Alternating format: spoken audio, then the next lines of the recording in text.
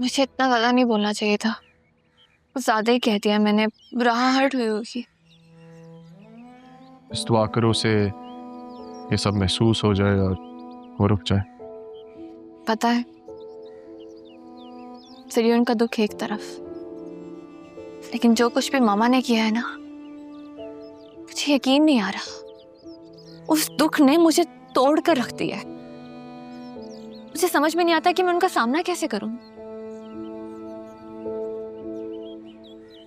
उन्हें देखती हूँ ना तो मुझसे बर्दाश्त नहीं होता, कंट्रोल नहीं होता, समझ में नहीं आता कि मैं क्या करूं। पता है सब में तुम्हारा क्या कसूर है बतूल? सिर्फ इतना कि तुम्हें ज़रियून से मोहब्बत हो गई,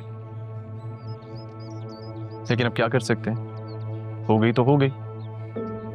खुद को संभालना होगा तुम्हें आज।